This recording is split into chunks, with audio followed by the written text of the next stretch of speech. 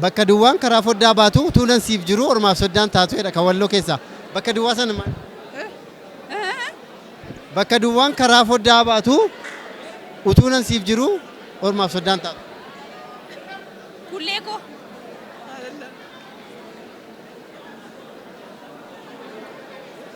Walloo.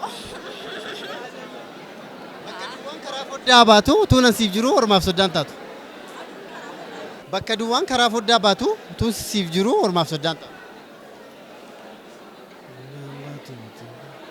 Bakka duwwaan karaa foddaa baatu utuunan siif jiru ormaaf soddaan taatu.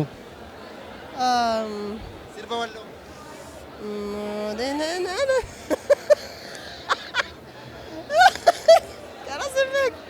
Gaaffii afur keessaa tokko argatteetta. Tole boonasii siifataa walakkaa baatti. Amboo keessaa lolaa. Qaata shaggar ga'ee mataani.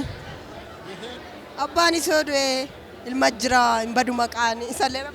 Bakka duwwaan jedhe sirba walloo keessatti immoo karaa foddaa baatu utuunan siif jiru ormaaf soddaan taatu jedhe.